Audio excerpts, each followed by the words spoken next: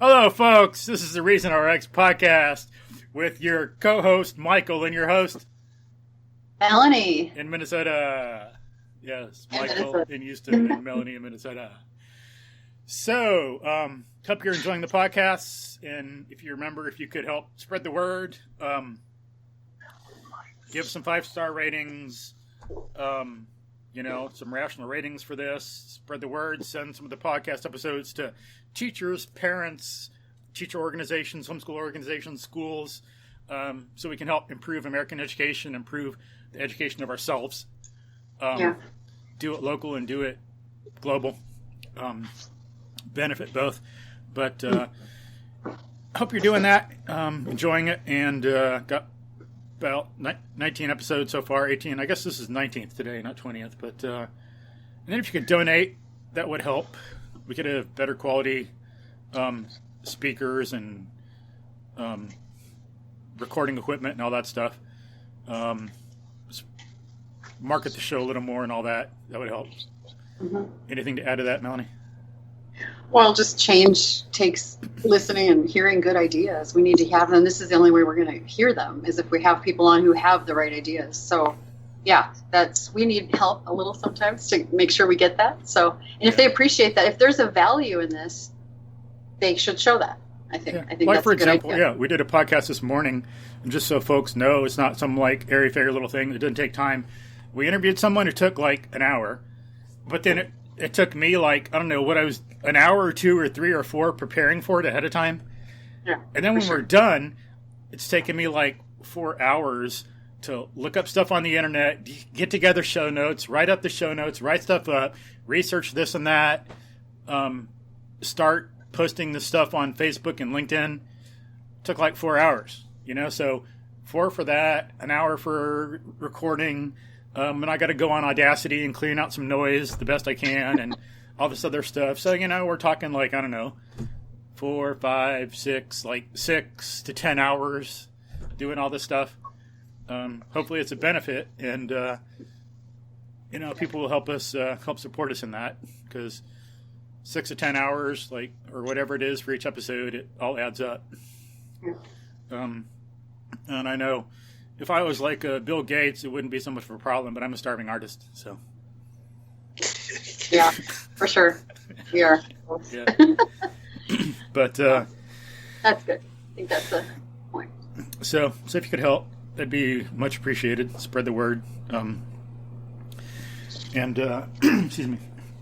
So today we've got the guest, Dr. Andy Bernstein, a philosopher. What does that have to do with anything? Well, we'll find out.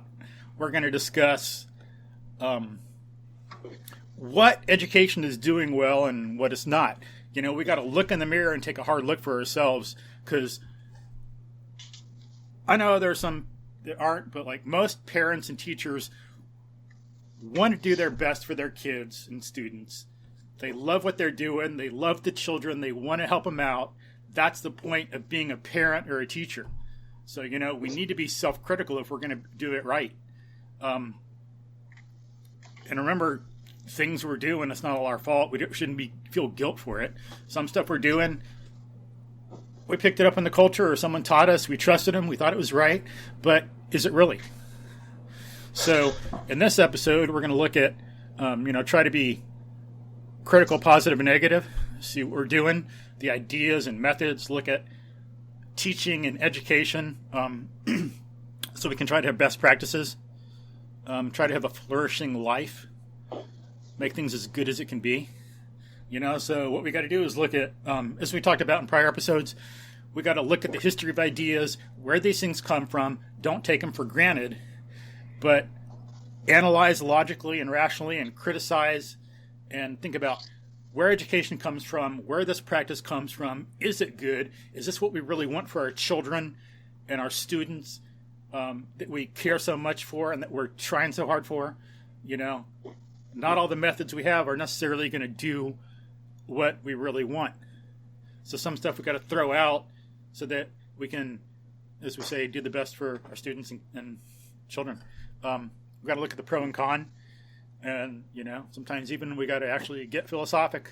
see about education, how it's defined, and even like what's the nature of man that makes education needed. Why do we even need it? We got to ask questions like that. Especially teachers and philosophers of education and principals. It's important so that they can direct themselves well. So we want to start doing some of that in this episode. Not that we haven't already, but we're going to focus on education and its history in America. Anything to add, Melanie? No, it's good. Andy's the person to talk to, Dr. Bernstein. He is the guy to talk to about this. He's done so much research. He's a teacher himself. We'll let him give his bio and his background, but just listen and learn something. So,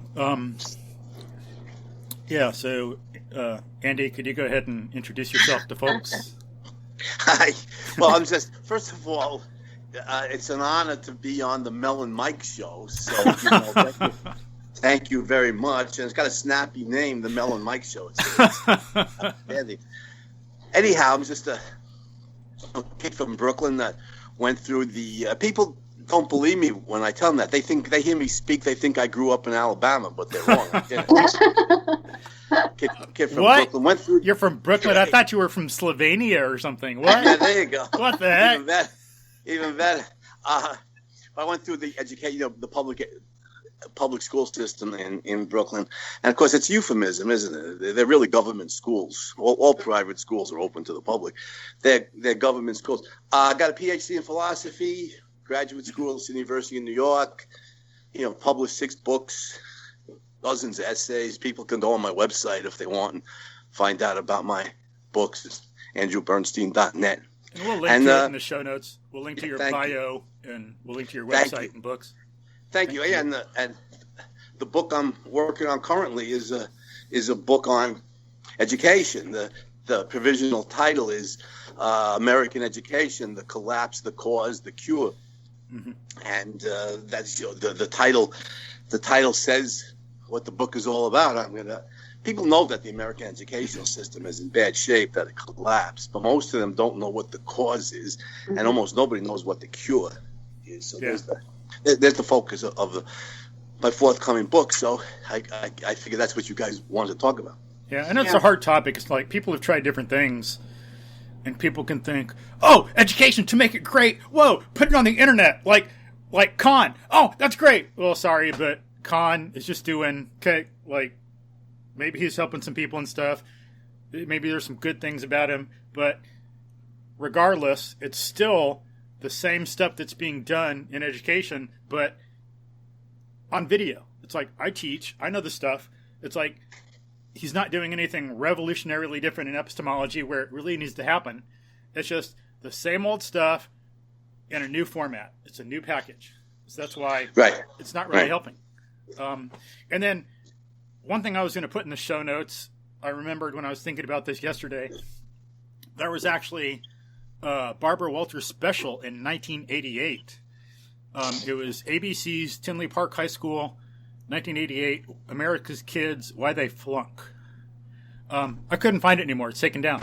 I searched, but 1988, and there's been others before then, but there was even a big ABC remember thing 1983, 5 years before that commission appointed by President Reagan issued its infamous report, A Nation at Risk. And that's just no. They were wrong. That's just because that's when I graduated. So that's why the nation was at risk. That's why. Watch out! Right. That's what happened. But the baleful conclusion was, if a foreign power had imposed on America the poor educational performance, we would have considered it an act of war. This is a statement from, a presidential commission, and it was 1983. That's, 36 years ago, and it's only gotten worse since. So people have known about this for a long time now. They just don't know what to do about it. Yeah, in 83, 88, the 88 thing probably came out of the 83 thing, and so people might think, well, Reagan or whatever can dismiss it, but Barbara Walters?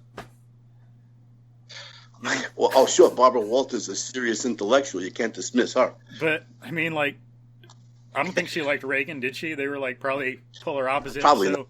Probably not. Regardless, it's an issue we need to deal with and not make it political. Yeah. More fundamental. Well, yeah, even the New York Times and the mouthpieces of the leftist press, they're very clear. The American education system is in bad shape. This is across the aisle. It's across the political spectrum. So how do we know? So first of all, well, I guess since we're on that, we'll stick to that. But so you say American education is not doing well. Okay, how do you know? Prove it. Give me some evidence. Because doesn't it seem good? I mean, we're getting along. We got big technology. We got Apple. We got Steve Jobs and stuff like that. So what's the real issue? What's the evidence?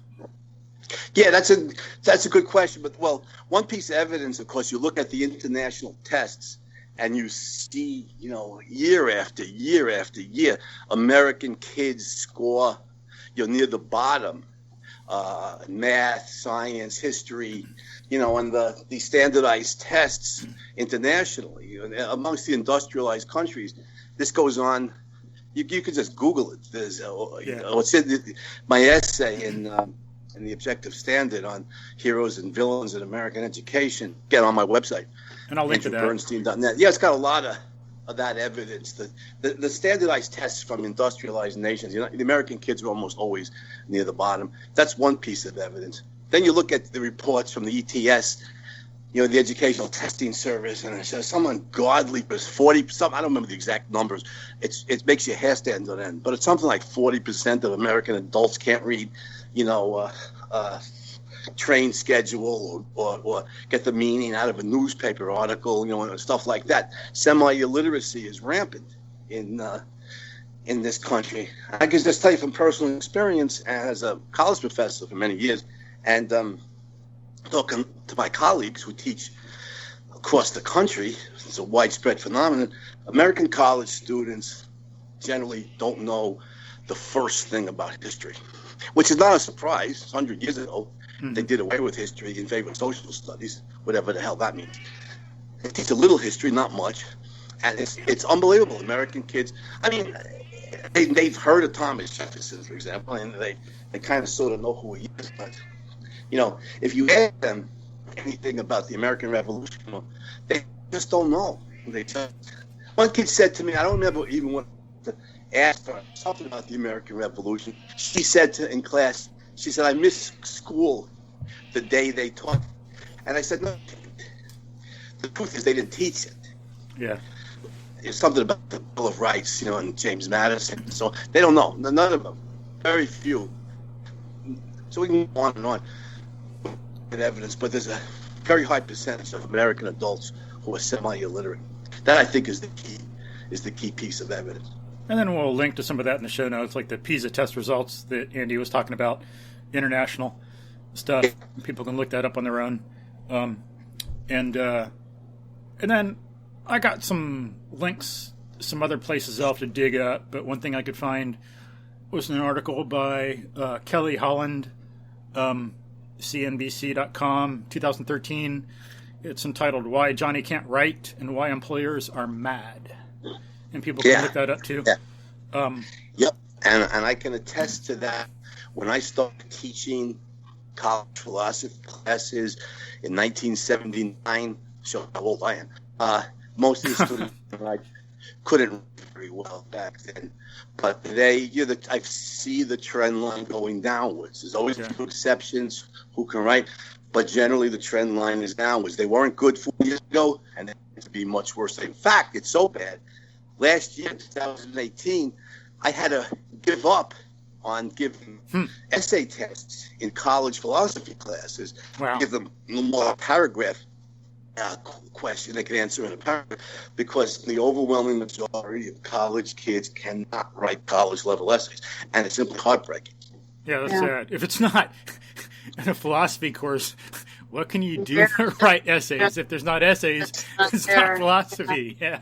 Yeah, and their reading levels is such that it's just for most. There's always a cop in a class of 25. There might be 4 or 5 students who are really good and who could read primary philosophic sources, but 20 out of 25 are not able to read Aristotle, Plato, or Descartes, or Kant. It just goes over their heads. It's just I have to find more, dumbed down secondary sources for them to read because they just can't handle it. What about can they deal with someone like the great American philosopher Michael Jackson or the great English philosopher Keith Richards? Can they work with some of that? Yes, no.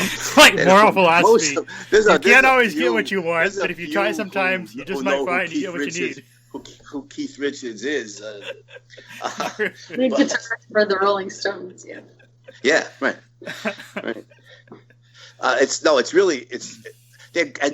They're good kids. You know, overwhelmingly, they're good American kids. You know, they want a successful career. They want a good love life. They want to be happy. They're good kids, and the truth is, they're not failing in school. The schools are failing them. Yeah, that's the real truth here. Yeah, I think that's one excuse some people come up with. It says, "Well, the kids are bad, or it's in the water," but it's kind of an excuse, and partly I think people just don't know the philosophy, and so they can't analyze the methods and see what's really going on. But some people take the methods for granted, like they take the sun rising. Well, that's just the way education's done. But no, that's one thing we want to see here. There's other ways to do things that are better. Absolutely. But so let me see. So some of the evidence. So we got that. The PISA results. Some of these articles. It's the literacy test. Whether you get the info from Educational Testing Service or the U.S. government, the evidence comes in overwhelmingly that there's a high number of American adults who are functionally illiterate. They can't read a drug label. They can't understand a newspaper article. It's terrifying, mm-hmm. and heartbreaking, all rolled up into one. Yeah, and then I'll have to link to something about SAT scores. I think some people think, well, the standardized scores are going up, so that shows they're getting smarter. But I think there's been great inflation in some of those too. And I'll link to an article, and people can think about it for themselves if I can find it. I know. Yeah, the tests have been dumbed down. Yeah. from when we were kids. And then I think in the book Range by David Epstein, he thinks that says that some standardized test scores have been improving. But or there's I think some people say there's more geniuses if things are the way they are. But as people point out, if there are really that many geniuses, then society should be a lot better than it is. It's like we'd see the effect of the geniuses and if they were here. The concept is relational anyway. You know, it's like genius relative to what? You know, if in a society of illiterates, the literate man is a genius. Mm-hmm. Yeah. Then I'll link to some other articles about people in businesses who've had trouble with students that come, like new hires that come to their company that can't write. I'm pretty sure I got that saved somewhere. I got a number of articles like that. A number of articles about people discussing how their new hires cannot write, and they got to try to train the kids themselves. Yeah, absolutely. I was just curious, Andy, before we get too into what's causing this, and all that stuff. Where's this coming from? Just right now, what could a parent do for a child that they don't think is getting quite what they need? And maybe to be a better writer or understand things that they read better. Do you have just a few quick, I'm sure not quick, but ideas absolutely. For what people could? Okay. Absolutely. The key to education is to read fluently. And the good news is it's an easy thing to do. We're the rational animal. We have a human brain. Most of us have a healthy human brain. We're not, brain damaged or anything. And a child could learn to read using the method of phonics at age 4 or 5 in a matter of months. At Hooked on Phonics, the company is very popular because their materials are effective. So you teach. My mom did this, and she was not, some paragon of intellectual ability, but she taught my sisters and I using flashcards. She taught us the alphabet, the sounds of each letters, and what is it? There's 26 letters roughly 43 or 44 sounds in the English language. You could learn that in a matter of weeks, maybe months at the most. And then you could sound that even in an irregular language like English, where 13% of the words are not pronounced the way they're spelled. 87% of the words are. And you could learn to read fluently in a matter of months at age 4 or 5. If mom and dad teach you phonics, whether they use hooked on phonics materials or not, and that opens up the whole world of books to the children.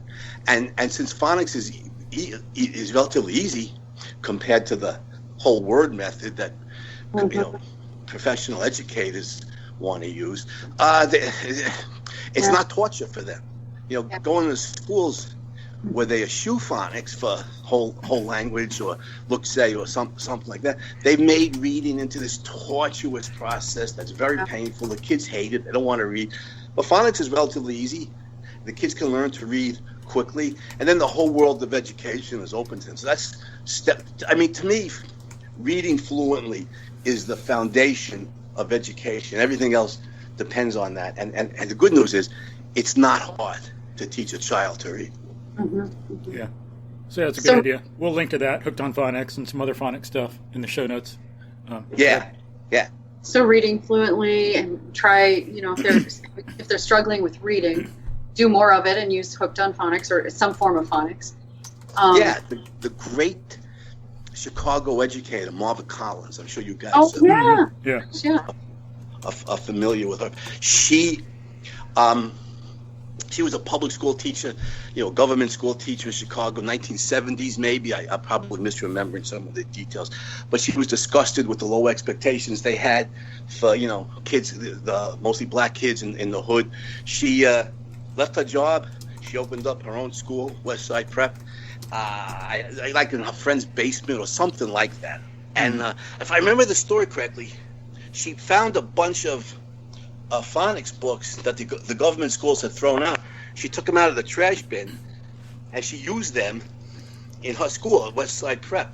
And she used phonics and reading everywhere, in math and science, in every class that she taught. And and the kids came to read fluently, and then she had these young children, elementary school children, reading and understanding, advanced literary materials. West Side Prep was a big success.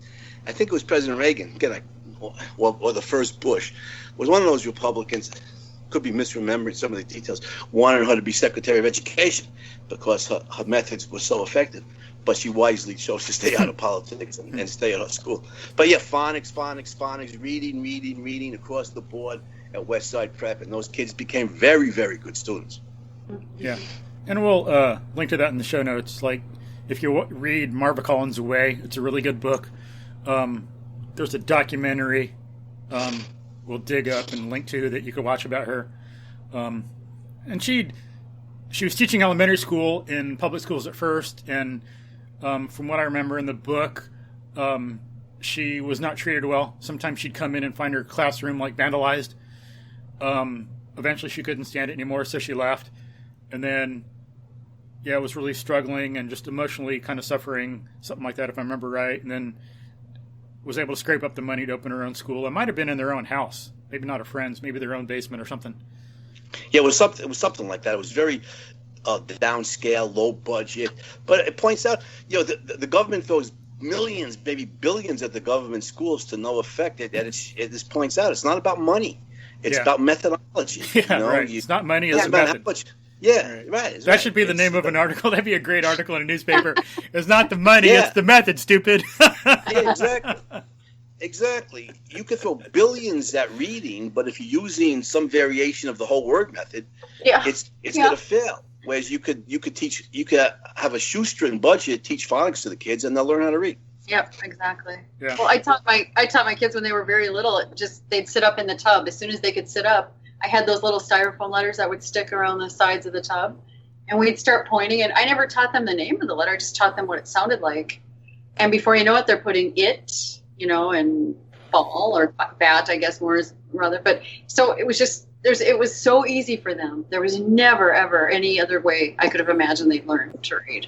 Yeah, and these poor kids, and maybe some of the audience doesn't know what the these methods are. So let me just briefly explain. Phonics, of course, is you know the letters, you know the sound of the letters, and then you come to a new word. Let's say even a big word like philanthropy. Let's say, and this may be the first time you've ever seen it, but you know the letters, and you know the ph sound is f, and you sound it out. Philanthropy. Oh, philanthropy. I've heard that word in my life, and here I see it on the page, and they could sound it out. Whereas I still do stuff word, like that nowadays as an adult to read a yeah, word. Me too. You never seen me it. Too. Yeah. I have I had a student once who said to me, "What word?" Oh, avuncular. The word was avuncular. He said he used it in class, and I said, "What does that mean?" And the kid says to me, he says, "You have a PhD in philosophy, and you don't know what avuncular means?"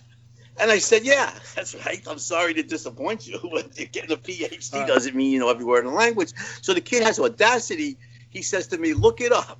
So I looked up the word avuncular after class, and it means uncle-like. It means like an uncle. But I could sound that word out, right? It's was it AVUNCULA?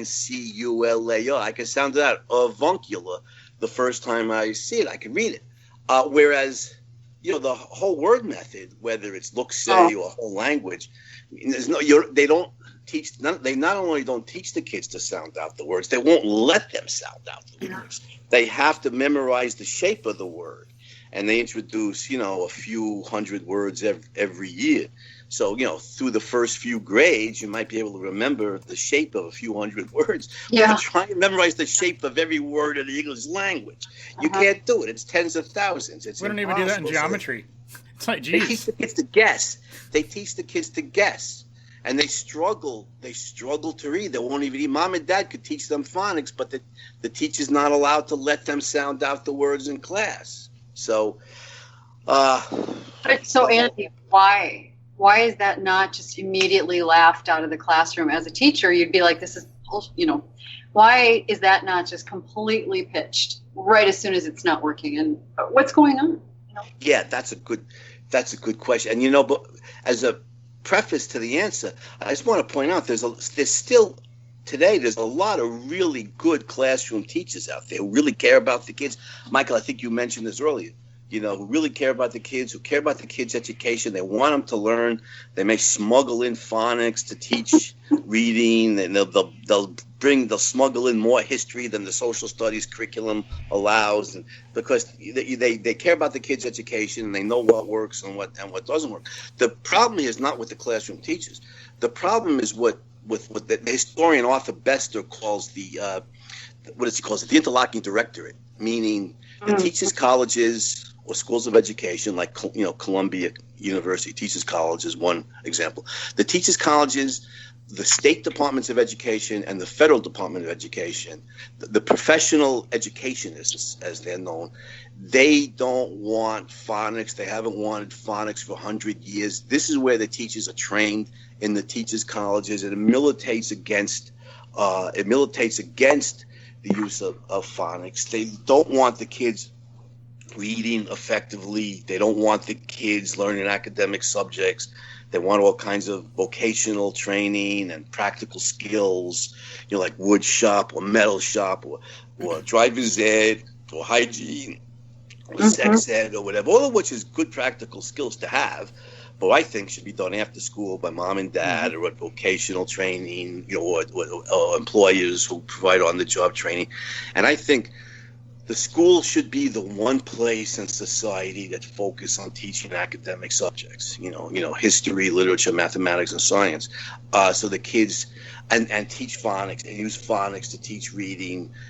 So the kids have basic cognitive skills. They come out of school thinking and knowing how to think. The educational establishment, the interlocking directorate, as Arthur Bester called it, does not want the kids to read well, and they do not want the kids studying academic subjects generally. So now the reason for that will make your listeners' hair stand on end, but they don't have to take my word for it. You can go look at what John Dewey wrote, and the leading progressive educators 100 years ago, William Hurt Kilpatrick, their intellectual heirs today, they don't hide who they are or what they want, what their educational methods are, and why.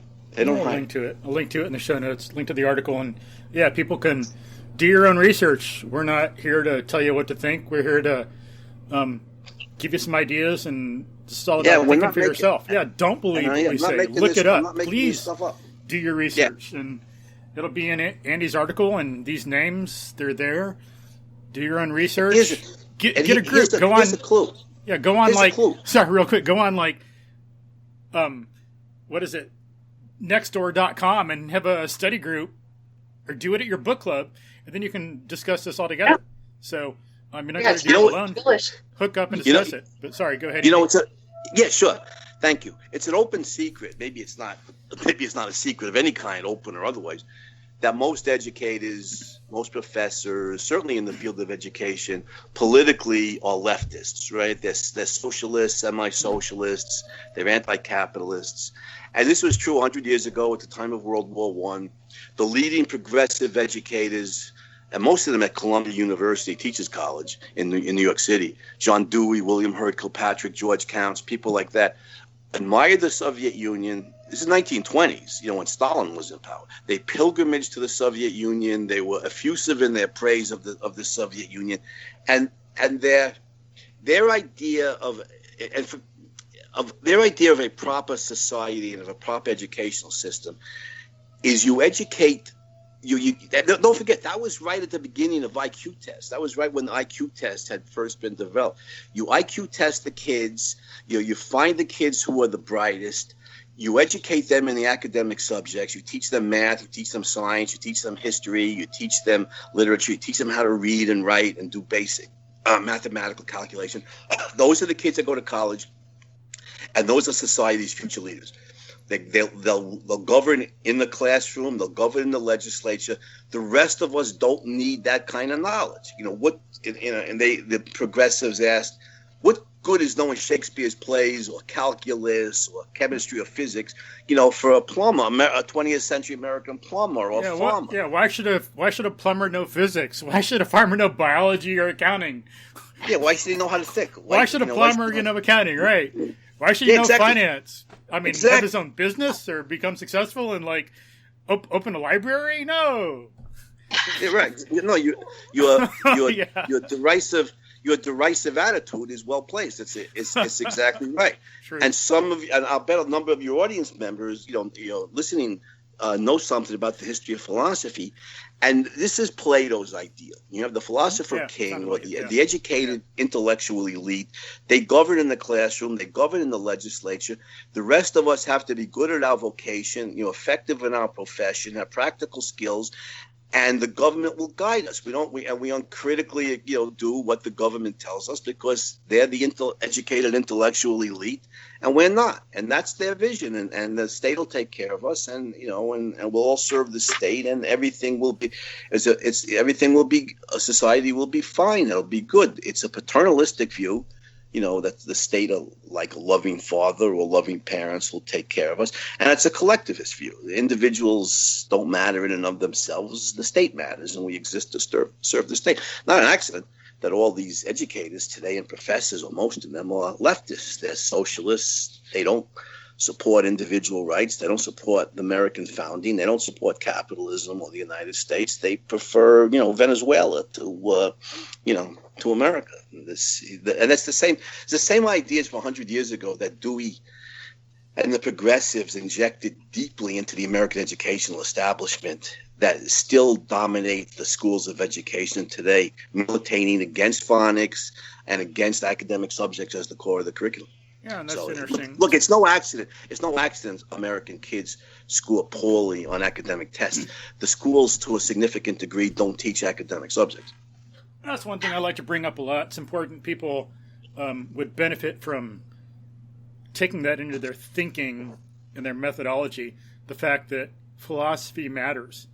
And so yes, it does. People, and I bring that up when I'm teaching some stuff, people, it's a cliche in math and physics. When are we ever going to use this? Well, it's not math that they might hate, which they think, or physics. I hate math. Well, no, what you hate is the way it's taught, and you hate Plato for ruining it for you. Because Plato's reaching his hand out, as I say, from thousands of years ago in controlling students, teachers, parents, society. He's making things happen in a certain way. So is Immanuel Kant. So is John Dewey. So this stuff is serious. And if people look into it, then they can start recognizing the ideas when they come up. Yep. And the idea of the Philosopher King, that came up in Plato's Republic. And then, so it's Plato's Republic. It's a philosophy thing. And so the kids are acting like this. Well, what are some other things that were influenced, some other governments and societies and people that were influenced by Plato's Republic? Well, let's see, Hitler and the Nazis, Mao, the Russian communists, the people who hid Siberia and who killed millions of people, the Chinese who had the Great Leap Forward that killed millions of people.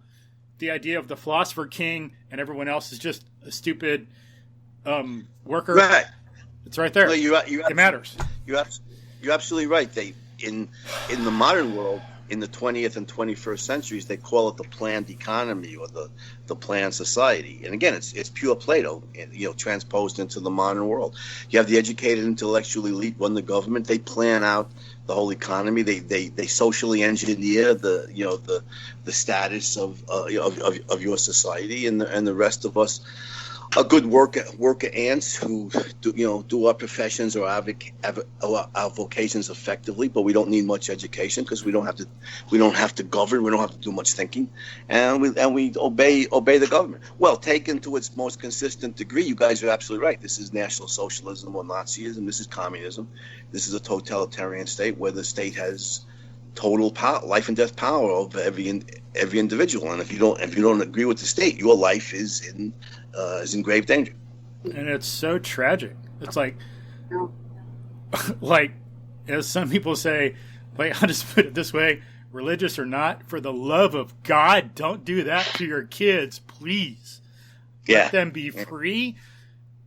Even, I saw a movie one time with a butler that was making philosophic statements. That's what we should have. Yeah. I had a friend. That's a good point, Michael. Because I had a good friend as a kid in Brooklyn. I'll mention his name because he was a great guy. We're teenagers. Kenny Battaglia, who was a bus mechanic. And he enjoyed being a bus mechanic, and he was making much more money as a bus mechanic than all of them make teaching philosophy. But he had this funny idea that bus mechanics didn't have to be illiterate. So he went to community college and took all these humanities classes, wow, nice, all these liberal arts classes in literature and the arts and all that. And then when he graduated from there, he took one course a semester, so it took him about 6 years to graduate, get his associate's degree. But from there, he went to Brooklyn College and took another 6 years to get a bachelor's degree. And again, it was his degree is in liberal studies. And he had this funny idea that what is plumbers, in contrast to Dewey and his ilk, plumbers and bus mechanics should know True. Shakespeare's tragedies. True. And it's very beneficial to their lives to have an education and have those thinking skills that having a good education delivers for you. So absolutely. The elitist view of Plato and Dewey and these guys is just flat wrong. And the reason for that is you're right, Michael, it's very philosophical. We're human beings. We're the rational animal, as Aristotle said. We have a human brain, and we need to develop it. We need to cultivate it.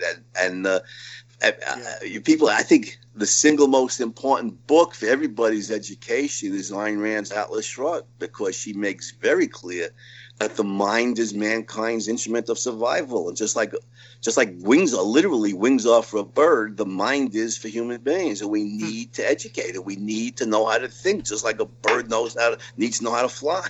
Our survival depends on it. So you recommend reading the book to learn about some metaphysics of man and how reason works and how we're a rational animal?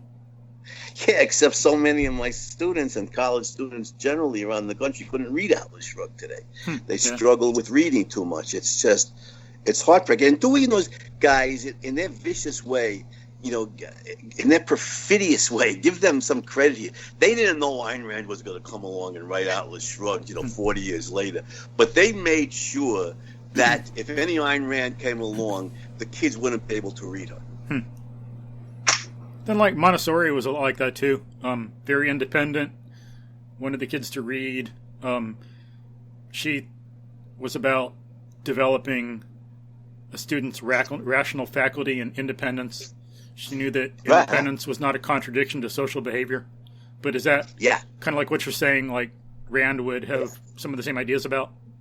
Oh, absolutely. Yeah, Maria Montessori she's a genius in the field of education, and by the way, not for nothing, as they might say in Brooklyn, she strongly supported phonics as the method to teach reading, and supported academic subjects rather than vocational skills or practical, vocational training or practical skills as the essence of education. And Maria Montessori, recognized that each child needs to develop independently. We're not here to serve society. Our life, each kid's life belongs to that kid, and they need to be able to think to guide that life. And she stressed independent cognitive development. And I think I'm no expert on early cognition, but from the little I know about it, I think Maria Montessori's methods are very, very effective for teaching young children. And then, she wouldn't have them all just do whatever the hell they wanted. She'd have them, like, they were social, they got along, they respected each other in class, so it was independent and social, and there's no contradiction. Yeah. Melanie, you're something of an expert regarding Montessori education in the early years, aren't you? I've used it extensively. I read her stuff. I own a basement full of her materials. She's great. What I love so much, one of the things, like a big takeaway for me from reading her, was getting my 3 kids to respect each other.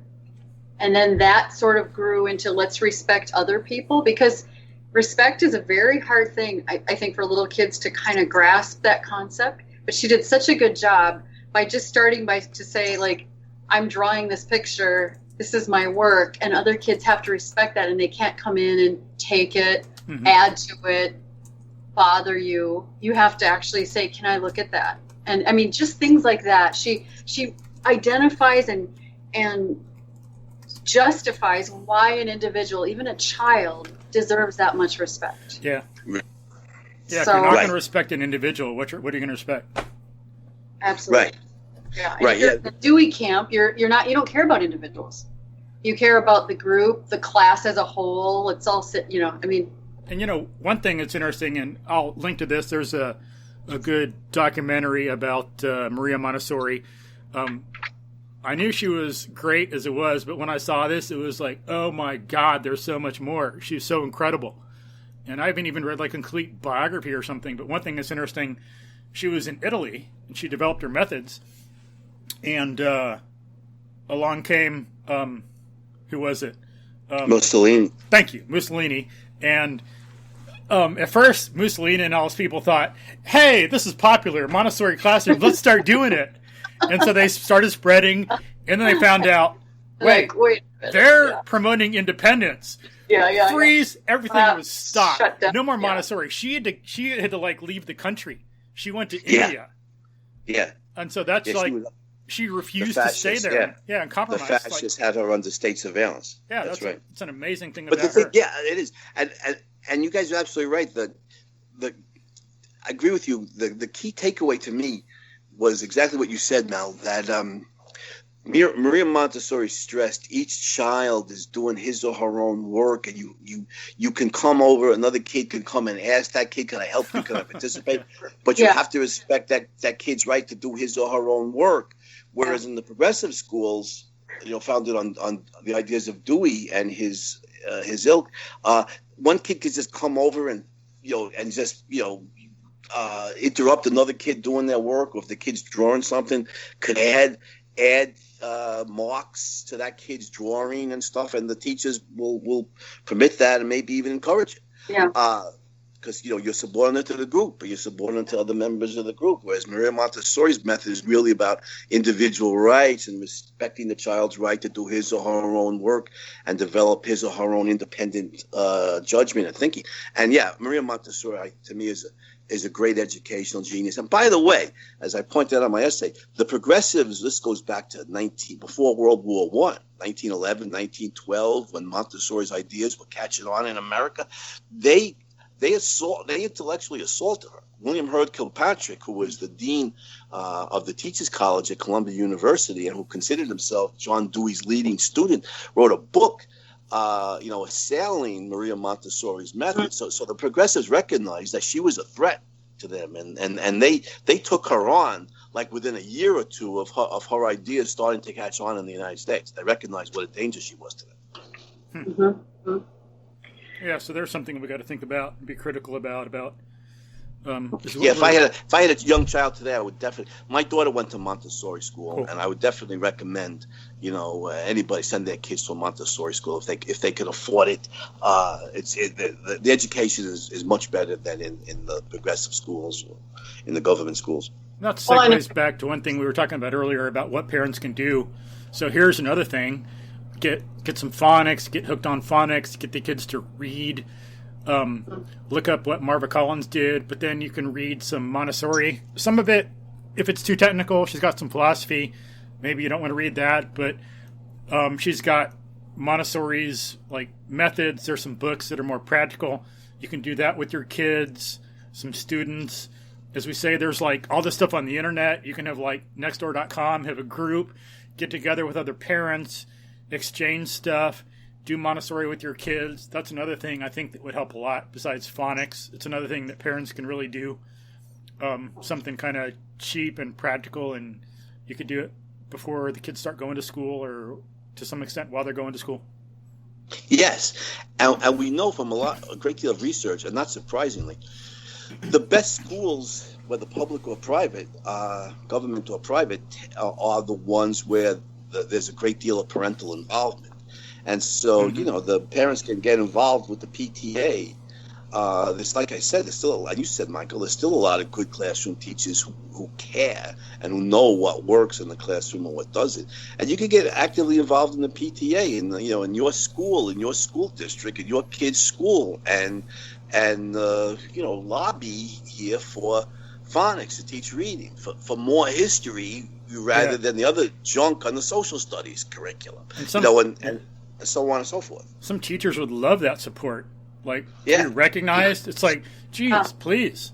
Or else parents could get in and give some presentations to the school. The teachers recognize sometimes parents can be a real pain, but generally the best schools are the ones that have a great deal of parental involvement in their kids' education. Mm-hmm. And a groundbreaking book that was written for the parents, it's very simple to read, was Rudolf Flesch's book, Why Johnny Can't Read, which was published in 1955. And Flesch was an Austrian who was an immigrant here, and he recognized, in Europe they use phonics almost across the continent, and to the best of my knowledge still do, and they have, they don't have remedial reading problems. And he was shocked when he came to America and he realized the terrible remedial reading problems we have. And he did all his research, and it showed that it's only from the time of the early 20th century that Americans had trouble reading. And that was when the educators started to move away from phonics to look-say, or variations on the whole word method.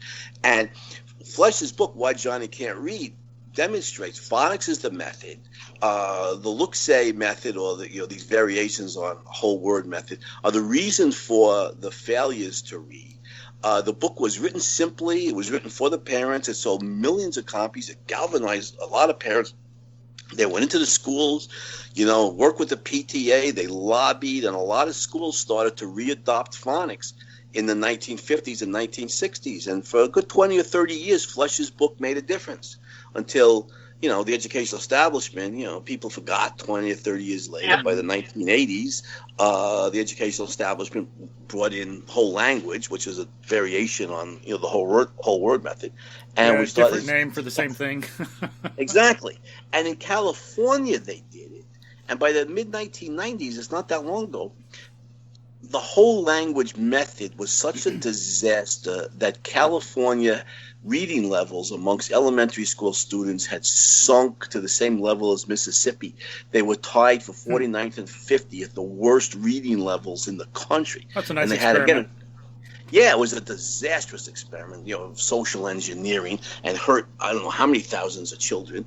And finally, the parents were the ones who were up in arms, and California had to go back to using some version of phonics in order to reinvigorate reading levels. But anyway, Flesch's book made a difference for a good 20 or 30 years, and galvanized the parents, and it showed the kind of power the parents have. They went into the schools, and they got a number of schools to reintroduce phonics, and a number of the educational publishers, to some of the leading publishing houses, to reintroduce phonics into the textbooks to teach reading, and to do away, at least in part, with the abysmal Dick and Jane, look-say readers, the see-spot, run, that kind of inane stuff where you learn a couple hundred words per year, and that's all.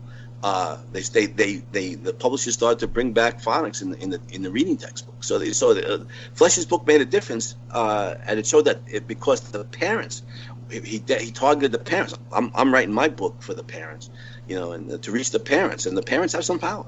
They showed they have some power. And people should. A good idea is to look at Marva Collins' Way.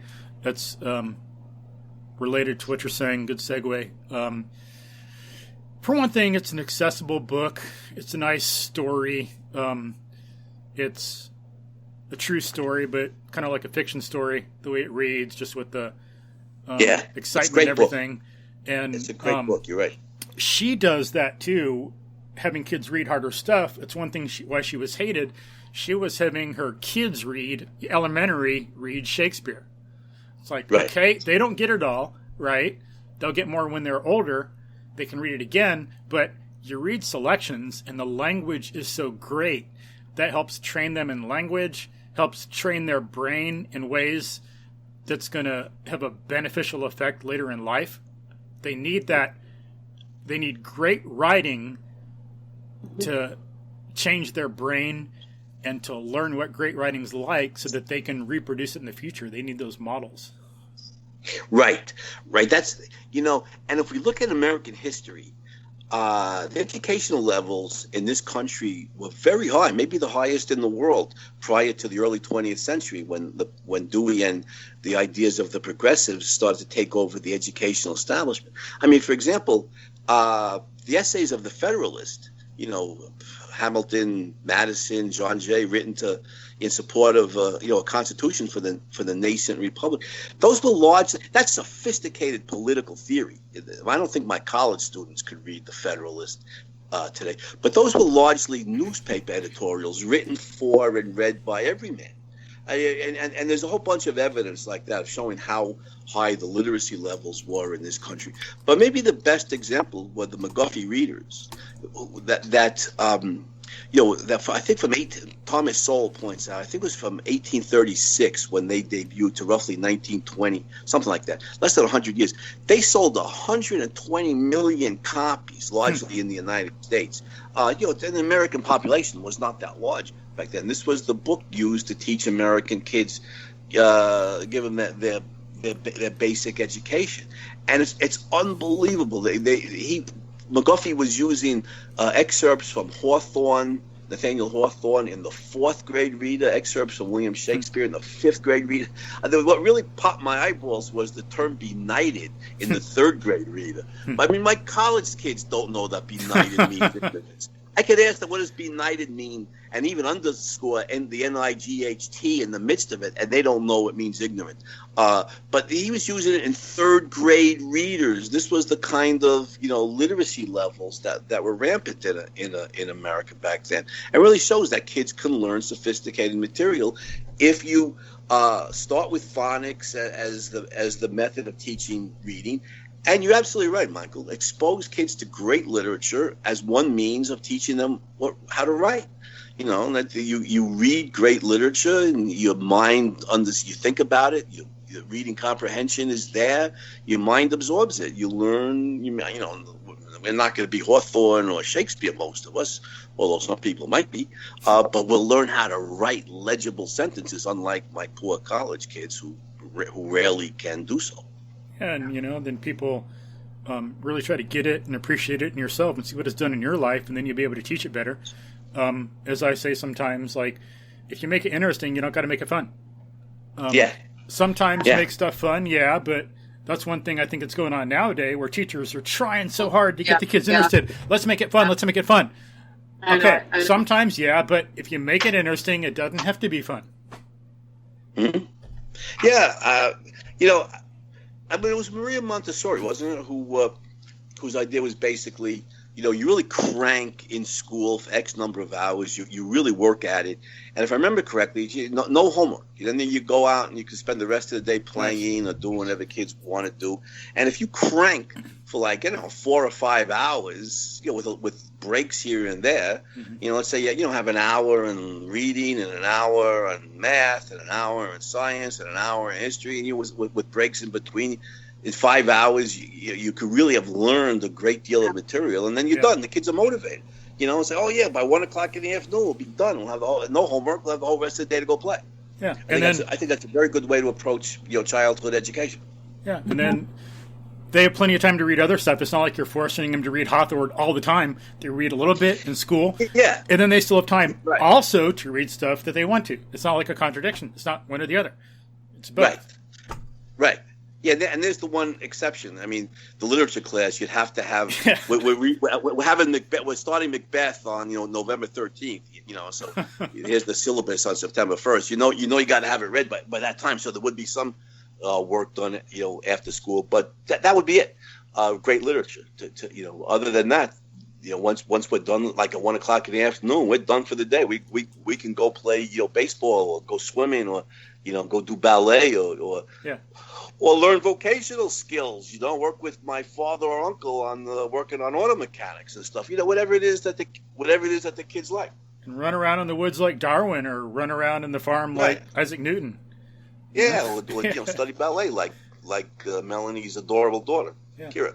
So what are kids doing in school today? What is going on if they're not able in a 7 or whatever amount of hours a day they have? Let me interrupt 1 second. And another thing parents can do, we were talking about the great literature and how it affects your brain. The Institute for Excellence in Writing, IEW, knows about that. I'll put a link in the show notes, and they talk about how Ben Franklin learned to write, and so they model some stuff on that. So what Ben Franklin did, and you can have your kids do, slowly with small things developing through high school. You got to take it step by step, piece by piece. It's better to go too slow than too fast, because you want to really develop competence and knowledge and not memorize a bunch of stuff or make the kids hate it. But Ben Franklin would look at a great piece of writing, look at some key words, and then try to write them himself with those words. And then he'd do some stuff like he'd read it, maybe take some notes, and then try to write it himself. And he said sometimes he'd write it and he would do some stuff better, Yeah, I was going to say. Sure. So you take something that's already there and then write it yourself in your own words, things like that. And that's what he did to make himself a better writer. That's a very good method from a guy who was a genius in those kind of things. Practical principles to make our lives better in one form or another. And that's what parents can do, and then they can help at the same time make themselves better writers, educate themselves. Yeah, that's true. Melanie, in answer to your question, that's a really good question. Before I finish writing my book, I'm going to have to talk to a lot of my college students, as well as my daughter, who's still in high school, and find what do they actually do all day. I mean, in some cases, they are studying academic subjects. But remember something. Today, 2019, in most states in the United States, you only need to take 2 years of math to graduate high school. Most high school kids take a biology class, but I think only like 50% take a chemistry course, and there's a handful who take, biology, chemistry, and physics, and so on. Social studies is whatever they teach there is very little. Some history, very little.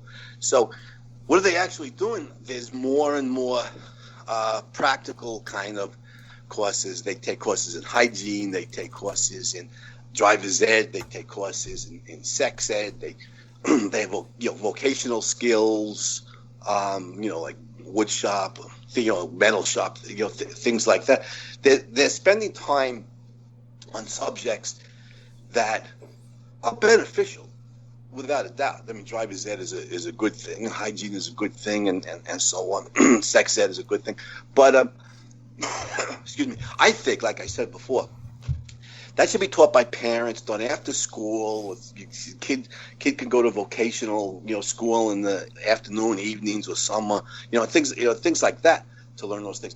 The school should be focused rigorously, I think, on academic subjects. It should be the one place in society that focuses on teaching academic subjects, and they only do it partially. And in Europe, we have to acknowledge, as much as I generally dislike Europe, the Europeans do this better. They're not as influenced by Dewey and the progressives as American educators are. They use phonics to teach reading. They focus much more on academic subjects in the schools than American schools do, and that's the fundamental reason why kids from European countries score higher on academic tests than American kids do. So it's not that the American schools, in answer to your question, it's not that the American schools don't teach academic subjects. They do. And like I said, there's a lot of good classroom teachers, and some American kids get a really good education, go to Princeton, places like that. It's that they don't teach it enough. They've diluted it. They've watered it down with a lot of practical skills and vocational training. And of course, because they eschew phonics, for some variation on the whole word method, the kids struggle to read, and they've necessarily had to dumb down the literature reading lists. And Michael, I have in my SAU in Texas, I know they I found this information. It was something like 1920 or in the early 20s, ninth grade Texas statewide reading list. The reading levels were, I forget, something like eighth grade to 12 something. Whereas today, less than 100 years later, the high school reading list for ninth grade, state of Texas, the grade levels are like 4. I don't remember the exact numbers. It's like 4.5 to, well, maybe it's 6.5 to 8.7 or something like that. It's not even close. Yeah. The reading list, ninth grade, statewide Texas public schools 100 years ago was substantially higher.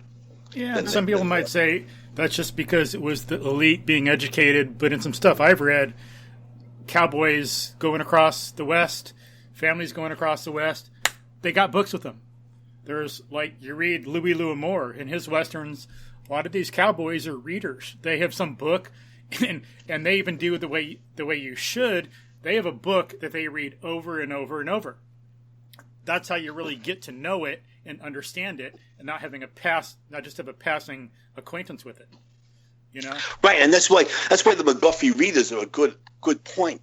And a lot of your listeners probably know who Thomas Sowell is, the economist who's written dozens of books, and I'm a big admirer. And Professor Sowell's book Inside American Education, he points out that regarding the charge of elitism, that the McGuffey readers sold like 120 million copies in a country with a much smaller population than today.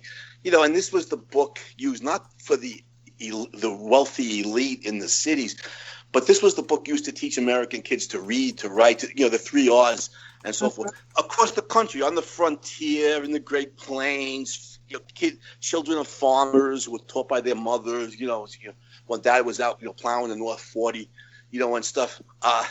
And of course, use phonics and very high literacy levels in the McGuffey readers, and the kids learn. They learn whether they were in the cities or on the farms or in small towns and villages. Was it I think it's from him that I heard about a high school. Was it Thorogood Marshall High School or something like that? They used to be so good and then got like kind of intellectually destroyed. I think there were some like great people that came out of that school, if that's what it was called. I forget which one. I'll have to look that up. You know, Andy? No, I don't know offhand. It could be in one of Thomas Sowell's books. I'm not sure.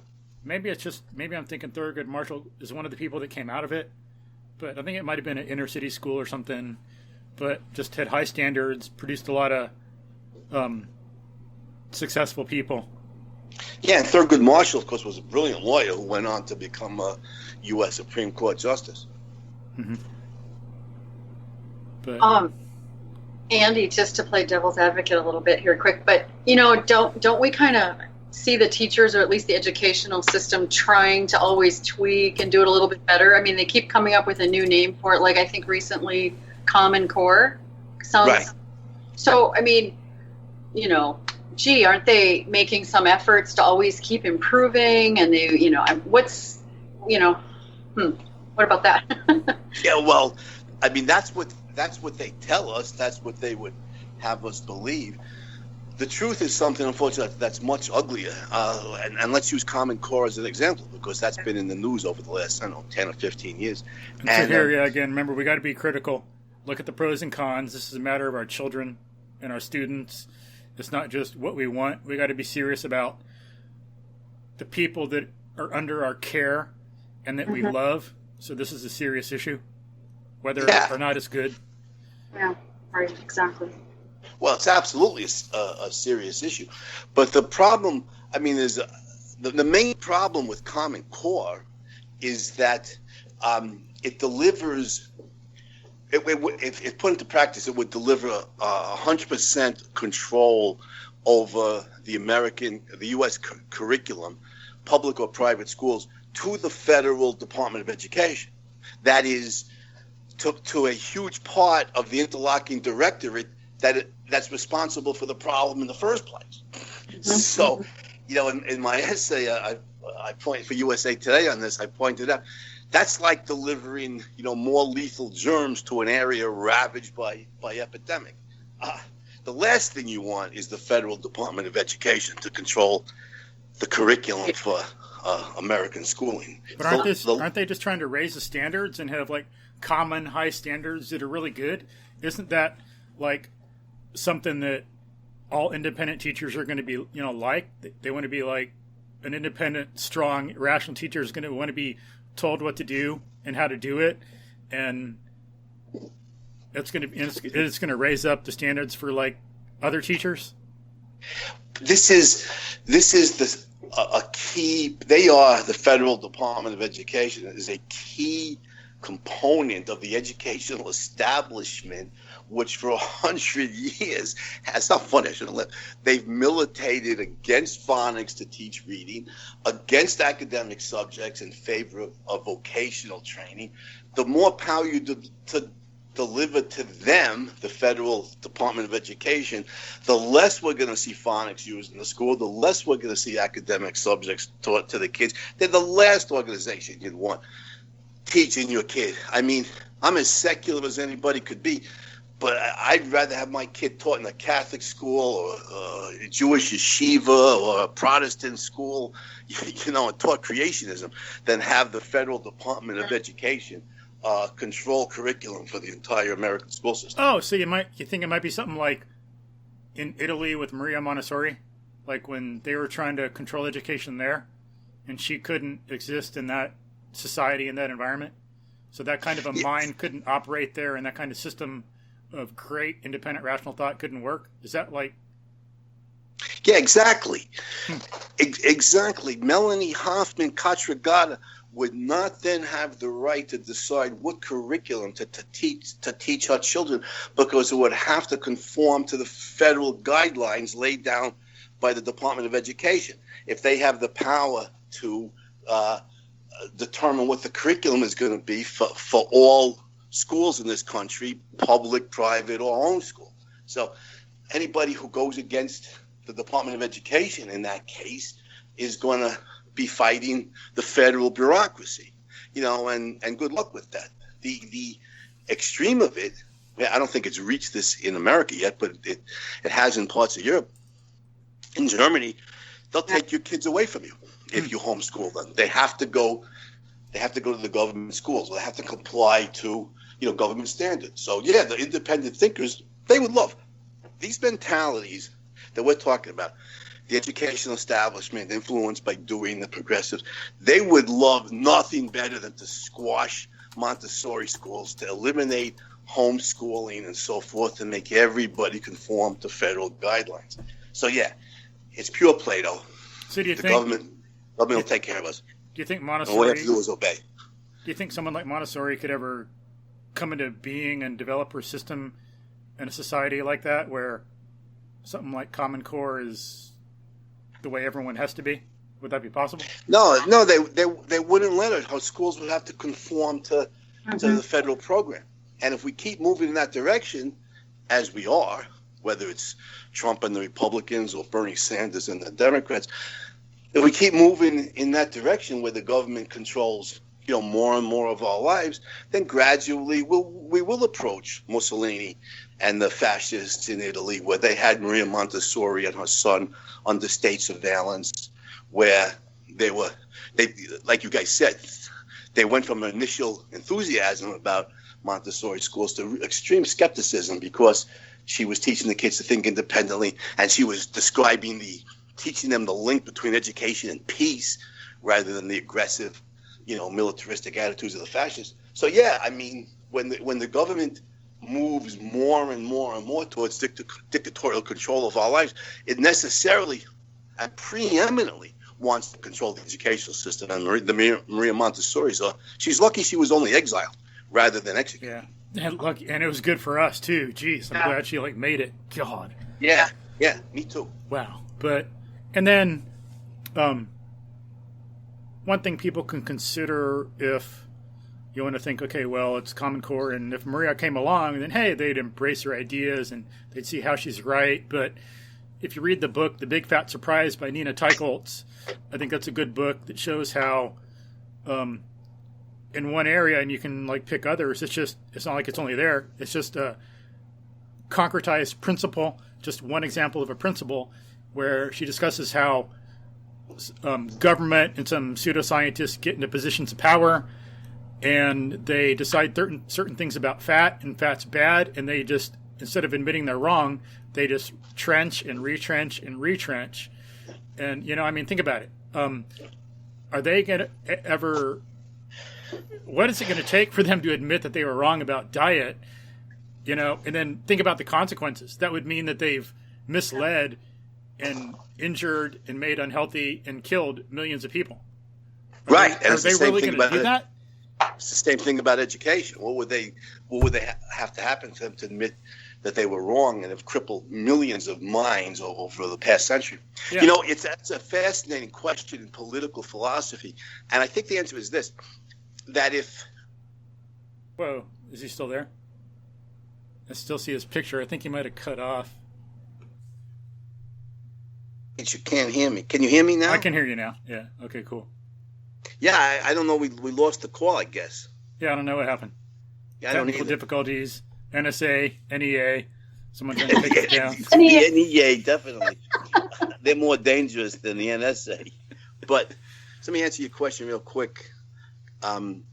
If the government had the ideas of the American founders, James Madison, for example, writing in the Bill of Rights, then they wouldn't be trying to ram down our throats one diet. They wouldn't be in the dietary business. They would recognize the right of individuals to study the field of dietetics and nutrition and decide for themselves what they should eat or what they should have their children eat. And similarly in education, they would respect the rights of individuals to start different schools with diverse methods. Some would teach evolution, some would teach creationism, some would teach both. The government would be less safe-fair, would keep its hands off, and respect the rights of individuals to decide for themselves what to teach or what their children should study, and so on. The very fact that they want to control these fields, nutrition and education, shows that they don't respect individual rights. They don't respect the mind of individuals to choose for themselves. They want to control that. Now, why do they want to do that?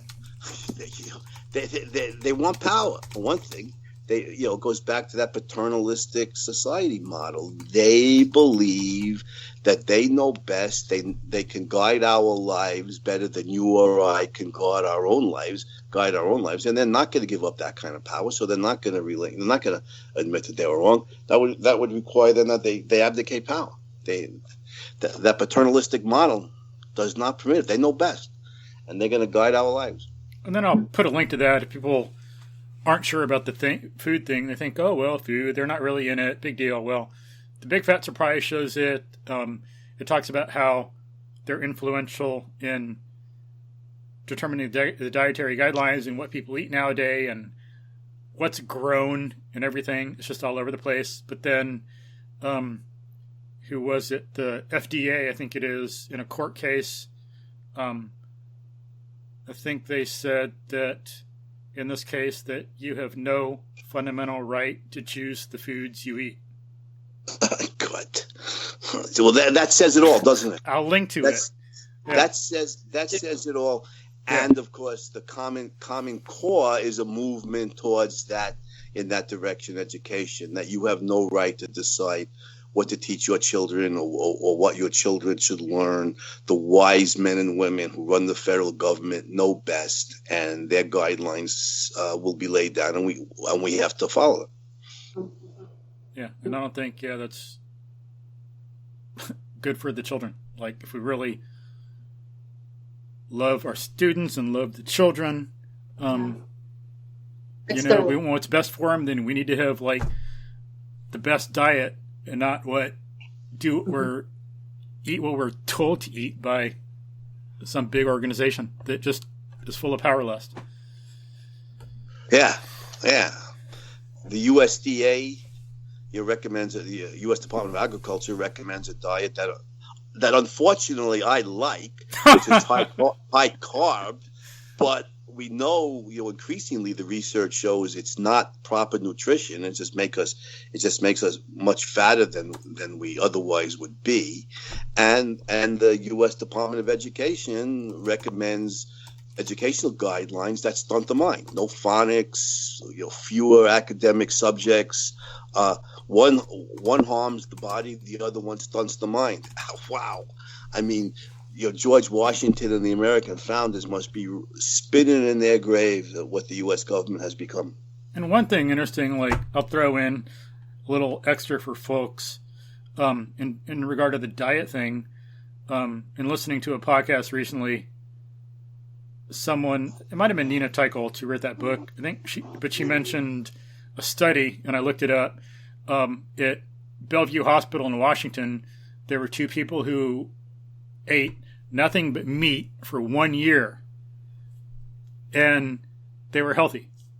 It's a report. It's written up, and of course, by meat they don't mean like what a lot of people nowadays mean, like lean chicken or whatever. It's like the way it should be. It was like different meats. They'd eat like different organs of the cow and animals, like liver, kidney, brain, stuff like that, where you get all these different nutrients. I mean, I can't do that. I wish I could eat the organs because they're so healthy, but like a lot of folks out there, they probably wouldn't want to either. It probably seems disgusting because we didn't grow up on it, but there are ways around it. Like I take these supplements that are like a little capsule of brain or a little capsule of organs, and that way I don't taste it, but I'm still getting the nutrients. Like if people want a superfood, it's not vegetables. Superfoods eat the liver. There's a superfood, or you want a healthy brain. Everything that the brain needs is in a brain. Eat some like brain. But that's what these people did, and they were studied by two doctors, and they knew their stuff, and they were like mentally sharp at the end of the year, and no vitamin deficiencies, and strong, and they were just fine. But I mean, I wouldn't do all meat diet, carnivore thing. If some people want, fine. I like eating my vegetables too, but that's just to show that the whole point is. A lot of the dietary recommendations are not really correct, and some of the conventional ideas people have are not correct either. No, that's absolutely right. And here's why several reasons why it's so important to have a free society that respects and protects individual rights. Because then research is done, independent thinkers, Maria Montessori in the field of education, or Marva Collins in education, or the researchers you're talking about, Michael, in the field of nutrition. Independent research is done. The evidence is presented. The people who are thinkers in society, especially if we teach them to think using phonics and so forth, can read the evidence, judge for themselves what method of education is best, what diet is best, and you respect the rights of individuals, and you get all this research done by independent minds, and our knowledge progresses in every field, whether it's nutrition or education or any other field. And then it's not like the poor aren't going to do it. Like, sometimes people say, well, the rich will do it and the poor won't. Well, wrong. Like, sorry, but I'm not going to say that poor mothers and fathers don't love their kids, don't care about them, or too stupid to figure out that education's important. They know diet's important. They know education is important. They will do it. It's proven through centuries of history. It's proven in India. It's proven in different countries. It's proven in this country if you just let them do it. But they're going to, if you let them be more free, and they could have a dang garden in their yard or something, so they could have healthier vegetables and have more time to do that, they would. I always get this argument from people on this that, the poor, have to take their kids to McDonald's because it's cheaper than in a good restaurant, and so that's the food that the poor kids get. And I point out to them, you're blanking out the whole realm of the most nutritious and inexpensive way to feed your children, and that is not to go to a restaurant at all, but to go to an American supermarket, which is a cornucopia of foodstuffs, buy the food in the supermarket, and prepare it at home, which is cheaper than any restaurant, including McDonald's.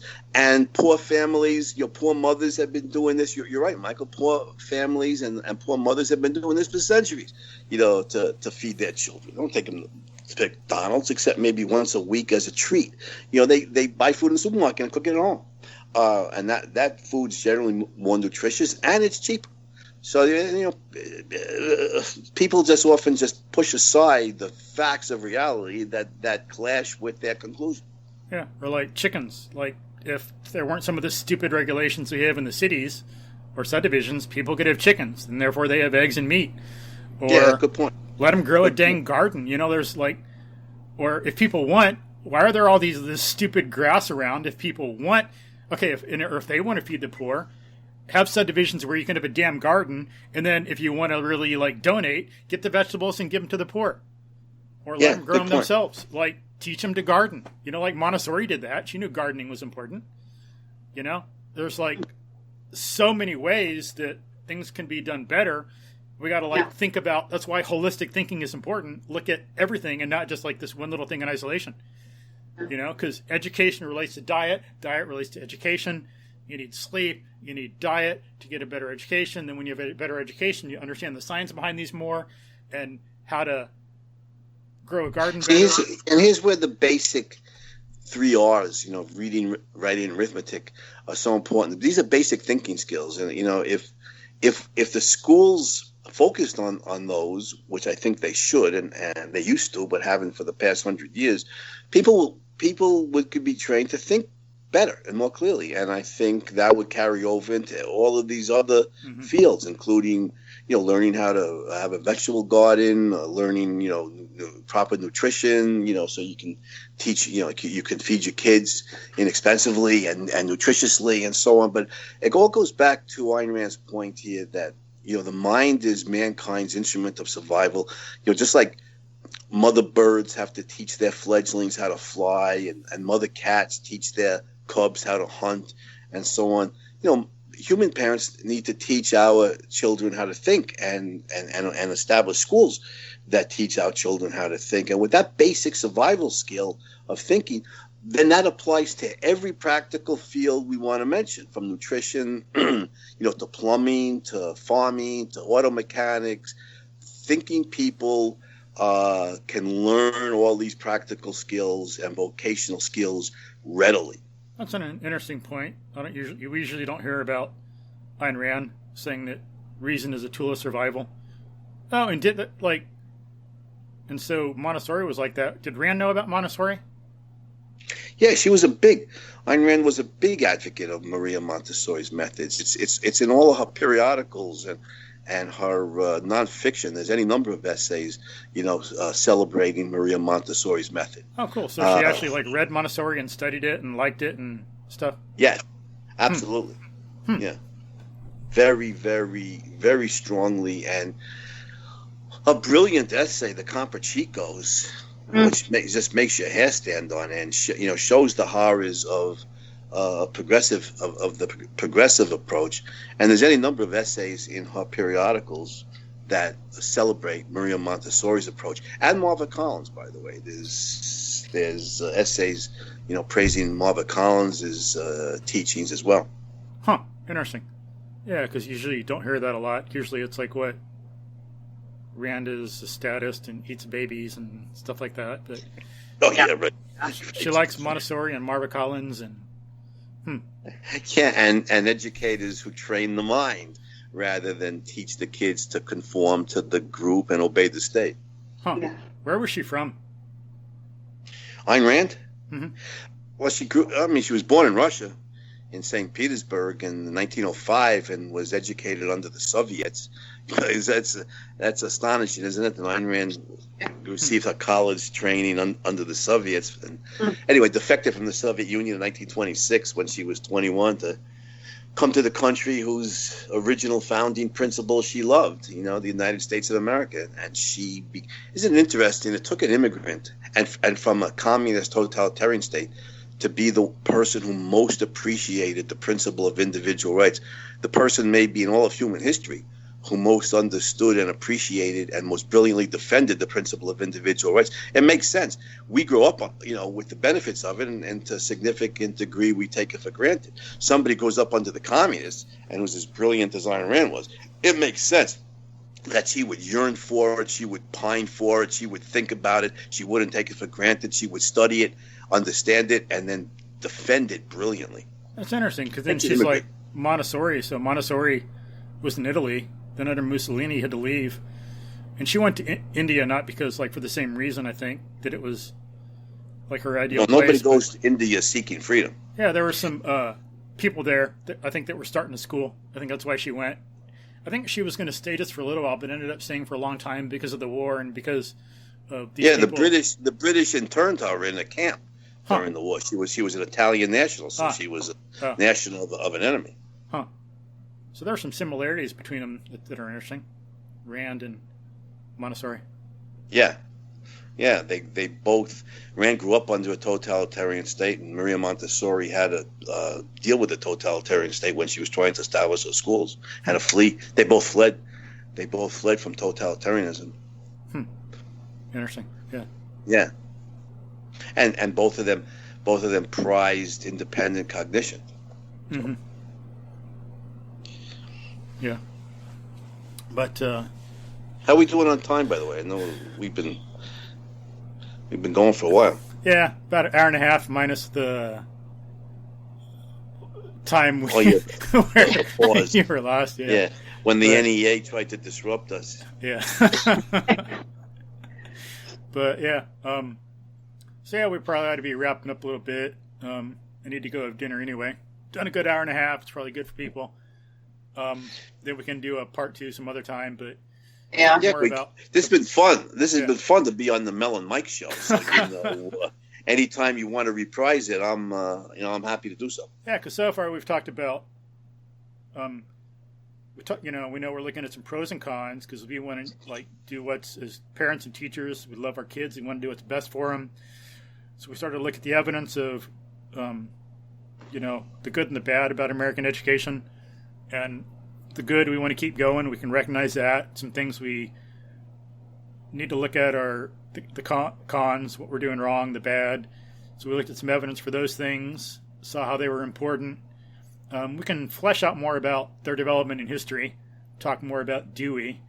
But I think we did a good job of covering the evidence from a long time ago and more recently. And people can read your article, as we said, to get some names, do more research, and Yeah, my article, Heroes and Villains in American Education, is available for free on my website at andrewbernstein.net. It's not behind the paywall, so Good. And I want to publicly thank Craig Biddle at the Objective Standard, because that essay was published in TOS and he has the rights to it, and he has it behind a paywall at TOS website, because it's part of the way they make money and stay in business. And he gave me permission to put it up on the on my website for free. So I want to thank him publicly for that, and get the word out, because like we said before, many people know the American educational system is in bad shape, but few know the reason why, and even fewer know the cure for it. So we looked at more evidence of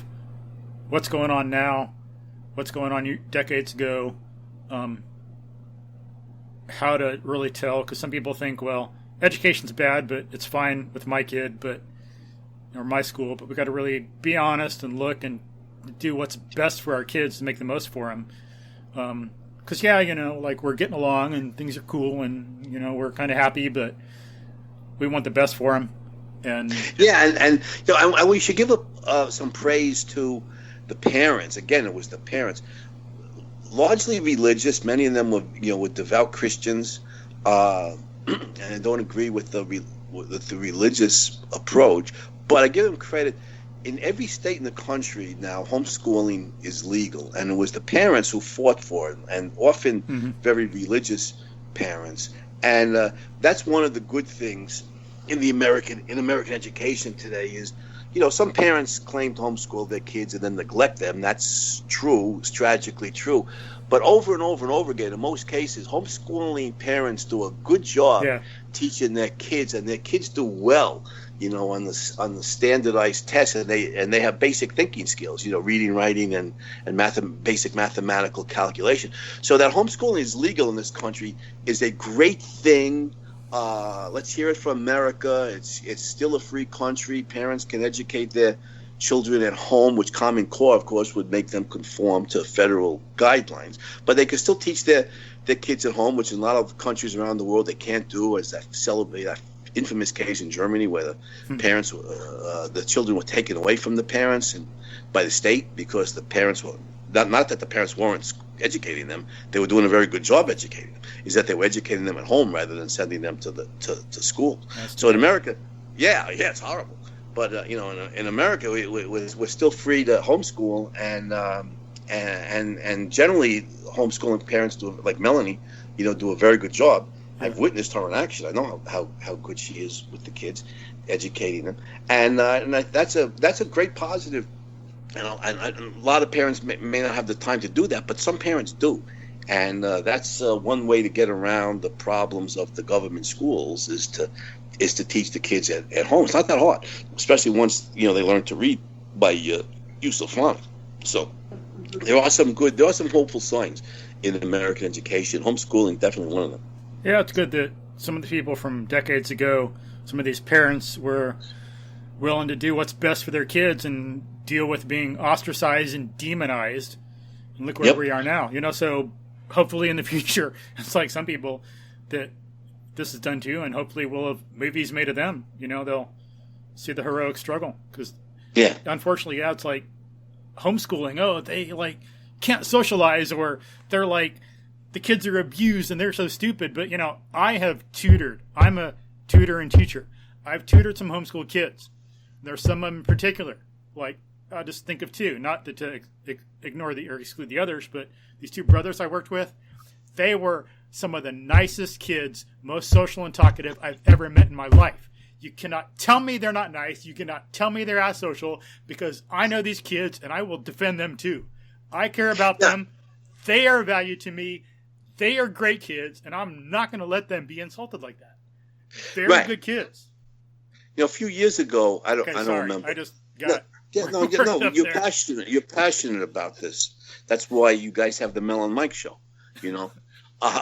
But I read this article in a major news magazine. I don't remember if it was Time or whoever it was, part of the leftist, media, and they acknowledged that the homeschool kids did well academically. And the thing they're worried about was, their social lives, were the kids sufficiently social. Now think about just the mistake here. The one premise here is the only place where kids are going to meet other kids and be able to socialize with other kids is in school. Yeah. Now, I mean, for me, having grown up in Brooklyn, there were more kids on my parents' block, in Brooklyn than there were in most schools. So it wasn't any problem. Second cousins, third cousins. Yeah, it wasn't any problem to meet kids. Now, granted, and this is true in most cities and large towns, and maybe even in small towns and villages. There's certainly kids in the neighborhood or in the town or village. But even for kids who are homeschooled, let's say rurally, on a ranch or farm, homeschooling parents who are so conscientious in teaching their kids overwhelmingly form networks with other homeschooling parents, and they introduce their kids to other homeschooling kids, not to mention that there's 100 options across the country, whether you get your kid is interested in Little League Baseball or the Girl Scouts or the Boy Scouts, or they live on a farm but 6 miles away in the town. So, there's a teacher who teaches ballet, and your daughter, loves ballet, and like Kira does, and she goes to to the ballet class with other kids. I mean, it's not that hard in the United States, even in rural areas, for the parents to introduce their kids to other kids. It's really not that difficult. Yeah, and like Drew and Dylan, the two kids, they, heck, they're like, did dance class. They were both Eagle Scouts. I don't remember some other stuff they did. They played some sports, but all this stuff all over the place. Or and I work with Melanie's kids too, teaching them science. Been going over a year and doing some fitness stuff, but it's not that hard. Not that hard to find other Melanie's kids are nice. Yeah. What do they do, Melanie? Oh, yeah, Melanie's. What do you have your homeschool kids do socially? What? A million things. I always tell people when they say to me, "Oh, do your kids have friends?" They ask, no, they're kept in the basement. The door is locked, so they can't get out. I mean, it's weirdest questions. Yeah, I mean, it's like that they realize that you live in the Twin Cities, which is a major city, and there's like lots of kids there. It's not hard for them. Then you're not living on a ranch, in rural Nevada, where it might be harder to find other kids, but even then it's not really all that difficult. But anyway, a key point that we need to discuss here is children learn how. Oh, I see a black cat.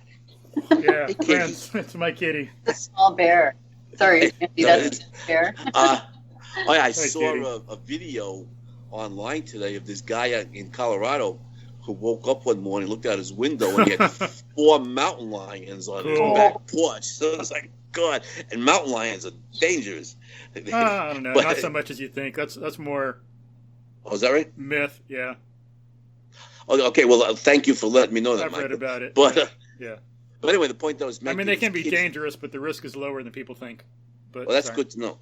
But anyway, that's good to know. But people, children learn how to be social with other human beings overwhelmingly from mom and dad, not from other kids. Yeah. So their mom and dad, they spend more time with mom and dad rather than in the government schools, which are often rowdy, places. There's more time with mom and dad to learn how to interact in a civilized way. But the key point is regarding social life and friends. All kids want to have friends, and like I said, I'll say it again. If you grow up in the United States, it's not that hard for parents to homeschooling parents to find other kids for their friends to interact with, whether they're in the Boy Scouts or Girl Scouts or Little League Baseball or studying martial arts. At the school in town, the martial arts school, the karate school in town, and so on and so forth. There's 100 ways to more than 100 ways to meet other people, and not just online on social media, although there's that too, but to meet them in person. Yeah. So what do your kids do, Melanie? Like ballet? Not all of them. The boys don't do ballet, but Kira does. They did. Everybody did ballet, and cool. Leo and Jack did that I think Leo did it for 4 or 5 years, and Jack about that long, and then Kira's been at it now 10 years almost. Well, there's got to be some male ballet dancers, otherwise ballet is going to die. Yeah. But they're all in karate. They all do mostly soccer. Leo doesn't right now. Leo's in a film club, so he's studying filmmaking. He's made his own first movie. With other he's people. written a couple scripts. With other people, right? Yeah, with other people. I mean, Melanie's kids are superstars. Well, I think they have real potential to be. I mean, they're showing great signs of individual thought, and that's important, I think. And as far as getting a good education, you need to still think for yourself. You can't just take it in and accept it. Yeah. There's none of that here. There's no dogmatic teaching whatsoever. But what's great is that, we get our school, I think earlier in the conversation, Andy, you were mentioning, you can power through in a few hours. You've got your productive day still ahead of you. I mean, more of it, right. I should say. So for the kids, like Kira, she's been winning piano contests, but she's been practicing 1 hour to 2 hours a day. She's taken up clarinet now. She wants to join the high school band as a homeschool, sitting in with the band. Jack is now doing wood shop, and he's started in on some stuff with that. He's building things. I mean, everybody's got their, and what's great about homeschooling is they can kind of find what they're interested in, and then there's more freedom to really start pursuing that. Right. And it doesn't mean they don't get a rigorous education, because Melanie's kids are learning science from me. And if they're learning from me, they're getting a rigorous education. You can believe that. I bet they know more about some things than a lot of American teachers out there. Yeah. I wouldn't be surprised. And again, to praise Maria Montessori, that was part of her idea. In the morning, the kids will get basic cognitive skills, and then in the afternoon, they could choose what they want to do. Cognitively, they have to do something educational. But for me, it would have been great, because I'm a humanities guy, and if I'd been able to go to a Montessori school as a kid rather than a government school, I'd have spent the afternoons, reading literature. Other kids would have studied math, other kids would have studied science, other kids would have studied history. But I would have been literature and history. Those have been, the humanities things that fascinate me. And I would have had the afternoon at Montessori school to study, after basic cognitive skills in the morning, to study the fields that I loved in the afternoon. And I think it's a great approach. And then you're done at 2, 3 o'clock in the afternoon. There's little homework. You may have to, read the books for the literature class that'll be due in a couple of weeks. But other than that, you just go play, and it's very motivating. It's like even today, it's the summer. I'm not teaching. I get up in the morning. I'm working on several books. I'll spend the morning and the early afternoon working on my books, and by mid-afternoon, I'm going to knock off. I put in 5 or 6 hours. I'm going to work. I'm going to knock off. I'm going to go get out to eat, go get lunch, and I'm going to go to a movie, and go see the Avengers, or something, and I'm going to play, and it's motivating, even as an adult, and it certainly is for a child, put in all this time studying, working, cranking, and then I'm going to have the rest of the day to do whatever I want. That's great. Cool. Wonderful. So, well, it's been great being on the Mel and Mike show. Thanks very much, and I hope you invite me back. This has been really good fun. Good, yeah, because we got a lot more to discuss. We just discussed evidence for some problems. We can discuss more why they're occurring. But good thing is, Melanie, we had some good questions. We had some good discussion about what parents can do and what teachers can do. It's both, hooked on phonics, get some Montessori in there, do what Ben Franklin did, Institute for Excellence in Writing. And then another thing we didn't mention, I thought of, one thing parents could do. You want some excellence in education? Go on outschool.com. Yep. I'm starting to have classes there. The history teacher, Scott Powell, has classes there. I'll put a link to him. I'll put a link to me. I'm new, so I can only have a few classes, but soon I'll be able to list a whole lot more. I've got 5 now, but eventually it'll be 50 or 60 or more. A lot of things, math, science, logic. So there's another opportunity, it's on the internet, live classes with Scott and I. We can arrange something after school or on the weekends. Pardon? What? That's what I was going to say. I've for the homeschooling part, once the kids get past me, I have farmed it out to you, Michael, for science and philosophy. Scott Powell. What do you mean by history. past you? Once I get past you? I feel like maybe someone else would do a better job challenging them still, because I maybe don't have quite the same level of expertise as what they need now. So maybe teach them arithmetic for a little while, and then, I can't do math. Yeah. I know it's some, but I can't do it as well as I want them to have, so I'll let someone else teach it, or history. Like just to say that all 3 kids are at the University of Minnesota in their math department now. Yeah. Jack deferred for a year because his maturity is not quite there, but he's definitely accepted into their program, so he could start college algebra next year. And how old is he? Well, that's great. 11. How old is he now? He's 11. Wow. 11, going to a university and taking math classes. Yes. Really something. Good for him. And you know, if people think, well, kids that smart who are doing, you know, college level work when they're that young, well, they must be nerds, you know, everything, and socially undeveloped. Well, that's not necessarily true, and it's certainly not true in the case of Melanie's kids, who are very social, you know, and a lot of fun, to play with, and you know, and they're just good kids who are very smart and have been very well educated, and I know a bunch of kids like that who are homeschooled. Sure, yeah, lots of kids are out there in the country like that, and they get a bad rap for being homeschooled because it's not fitting into the common mold that everybody thinks there is. So, and that reminds me, I'll if people want some proof, up in the show notes, I'll put a link to some essays Kira's written, like stuff we've done in science class. Like they can read that. Yep. She's a good writer already. She's showing lots of writing potential. Andy, you know, being the master writer that you are, thank you. Have you read sometime? Yeah, sure. Kira's a great kid. I'm very happy to read. Yeah. And Leo the Lion, and you know, I always joke, Kira Q, that got names for them all, and of course Jack the Ripper may not live up to that name. Call him Jack the Genius. Yeah, Jack the Giant Killer. But but you know, philosophically, it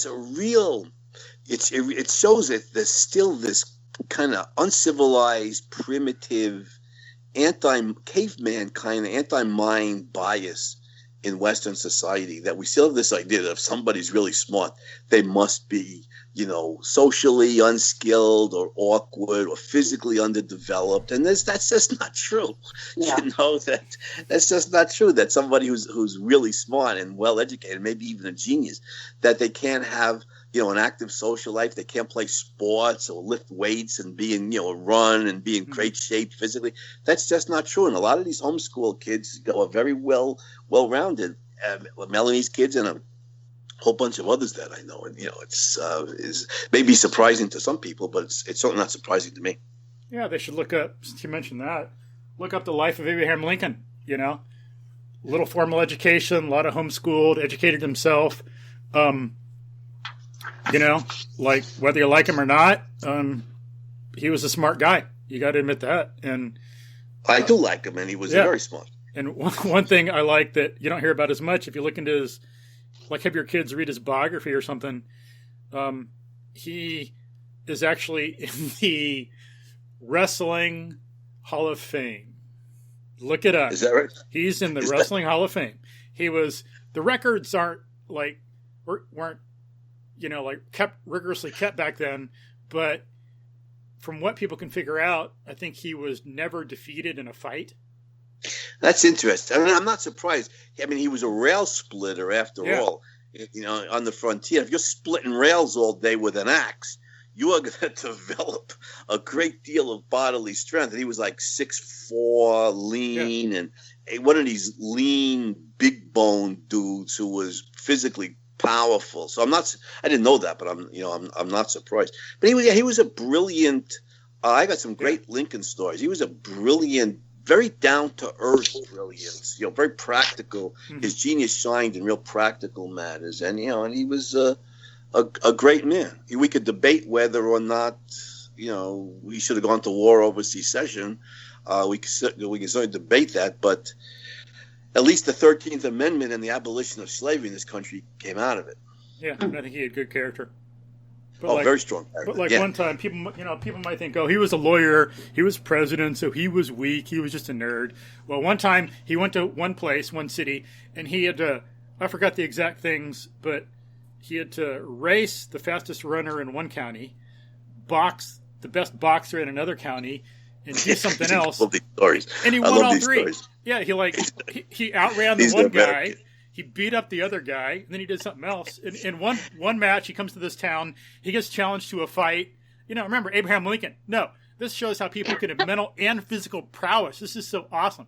I'm not advocating fighting, defend yourself, yeah, but I'm not saying go beat other people up. But so it's like entertainment. He goes to this town and he gets challenged to a fight, and so people are going to like meet after work, and they'll chat and drink and bet, and it'll be a social event. And so it's after work, and they go, and then they fight, and Lincoln wins, and he says, "Anybody else want to take me on? You want to take me on? You want to take me on? You want to take me on? Yeah, I'm the buck around here." It's great.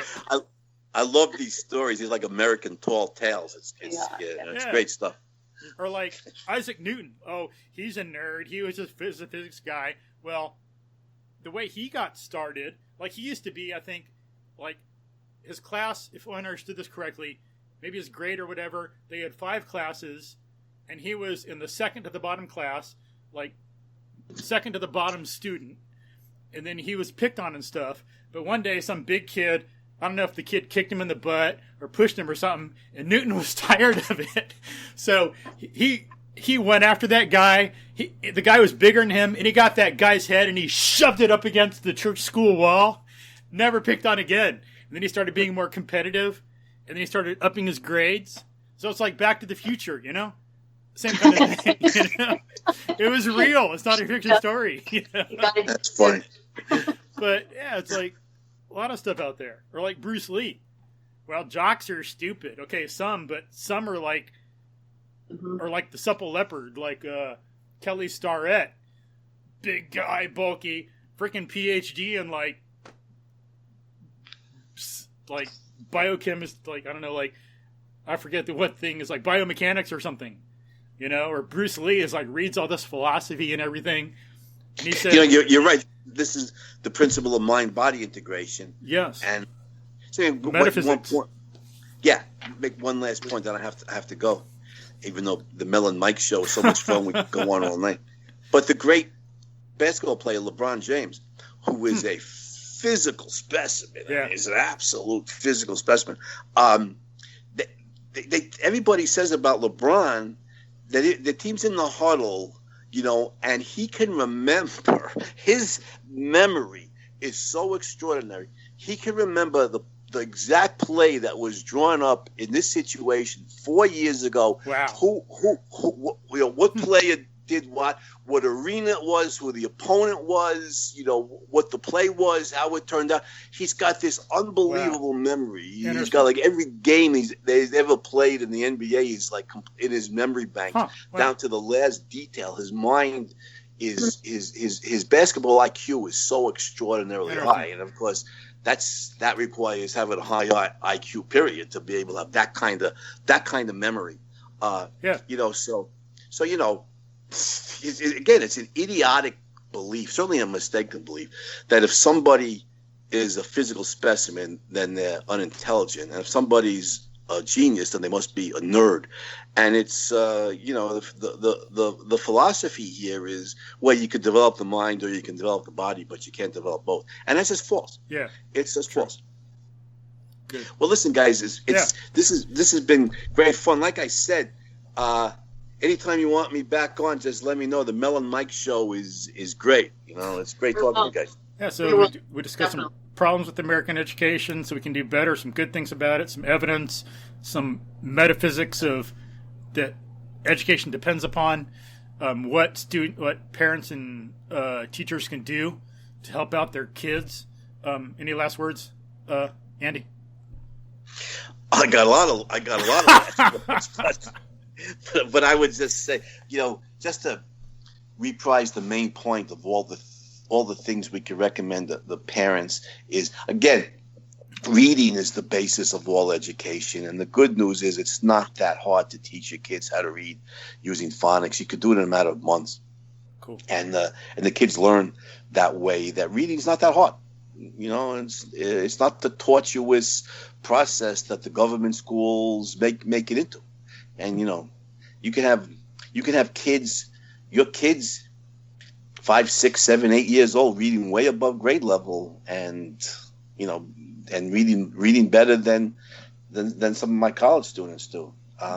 But it's the right. What did we say before? It's the method, not money. It's the method. Cool. Yeah. So it's accessible to them. It's within their grasp, and it'd be a profound benefit to their students, their children. So do it. 26 letters, 43 or 44 sounds. It's not that hard. Cool. Good. Thanks. Not that hard. Thank you, Andy. Thanks so much. Yeah. Thank you for your time. Michael, we loved it. The Mel and Mike show is great. I'm gonna put this. Get me the link. I'll put it up. If you let me, I'll put it up on Facebook and let my 5,000 Facebook friends know about you guys. Sweet. Thanks. Great. We'll let you know as soon as we get it done. Thank you, sir. All right. Thanks. Soon. Take care. Guys and girls, take care. You too. Take care. Bye-bye. Bye. Bye. Any last words, Melanie? I'm good. I just thanks for Andy being on. So that's great. Yeah. So hopefully, folks, you liked that and found it informative. Remember, we got to look at ourselves, be really critical, do what's best, look at the evidence through history. Look at what is going on in the U.S. now. Look at homeschooling. Think about some of the people in some social media and stuff that started some of that. They call themselves the Montessori Mafia. There's a lot of that's right, yeah. Like some of them that started some of that stuff like Google, Facebook, or whatever. They were all like Montessori educated, and the main idea is, even if you don't think like how some of what Facebook is doing, but just the creativity, ingenuity that went behind it, and they credit Montessori with that. And you can see maybe they don't have the independence. They don't appreciate that as much as a Montessori tried to instill, but they got some good influences there, and you can see there's like some good things to some of these things like Facebook, even if like some of it isn't the best, or you don't like it, or it could be better, or whatever. But we'll have a lot of links in the show notes. And again, I hope you appreciate this and learned a lot from it. It's a good conversation starter. Agree, disagree, but there's some really valuable information here for us all in the country to talk about and have serious conversation about and not ignore. Like we talked about, not just the way like some education podcasts do. We do some of that, but they'll say, well, how can we like teach this book to this class on this day and then never do it again? We're talking about some of that, some practical things, but what is the nature of education? Why are we doing things the way we are nowadays? What's our nature? Like we talked about last time with Danny. How should human nature inform education? Or as we talked about with Janet Oliver, how should human nature inform education? We've got to look at things holistically. And how, human nature is developmental. It doesn't just occur out of nowhere. So how is this development occurring, and what do we need to do to make our children and students turn out the best they can be and really enjoy life and be healthy? Because, if you think about it, you really get one chance. Yeah. I always looked at it that way with my kids, that I had to take it very seriously, because there's a day where you don't get to go back and redo it. Yeah. You can't. So you got to, every moment counts. You got to really, really understand how serious education is. But it's also not that hard, like Andy was saying. Yeah. It's not that tough. Yeah. So I can't wait to talk with him again about a couple more angles, to kind of figure out, so people can get a little more concrete on what they need to or could do. Yeah. A little bit. Other than get on Outschool and work with Scott and I. Well, there you go. It's a good plug. It's a practical thing. It's true. It's absolutely. And it's so inexpensive. Yeah. Honestly, it's not. I know people think, I could never do it because it's so, you don't have to buy books. Not really that many. You do. We'll get a few. But honestly, you can really get a lot out of everything if you just put your mind to it. It doesn't take that much work. Yeah. And you know what? I'm here. If anybody wants to ask me questions, if they want to contact me, I'm here. Feel free. I've helped other people with starting up their homeschools before. Yeah. So it's easy. It's not that. Melanie can help. I can help. Yeah. For sure. As Scott Harris said, he can help. He does consulting. Yeah. Yeah. But yeah, so Great. and so there's some important things in the podcast we talked about. As we say, you're not going to find it anywhere else. Some practical suggestions, some fundamental ideas, things that we really need to think about. Really do fundamental things to change the direction of, or the discussion, change what we're talking about. And as we say, if you like the show, send it to other parents, share it with them, share it with the homeschool group, share it with a teacher or a principal, a school district. A lot of this stuff would be really beneficial. Private schools, public schools. And then if you could donate, I'm not Bill Gates. Melanie, are you like a female Bill Gates? I'm not Melinda Gates. Right. So, if people want to donate, contribute on Patreon or PayPal, we got a link in the show notes. Help get better equipment to better quality recordings, better sound equipment, market the show more, get it spread, have, maybe show notes, like more show notes or more detailed or whatever. Then, if you want to help, that help us, help you, help the culture, help your kids, be very beneficial for us individually and the whole society. So, we'd appreciate that, and other people would appreciate that too. I'm a starving artist. Melanie's a starving artist, so we're not the Bill and Melinda Gates Foundation donating money.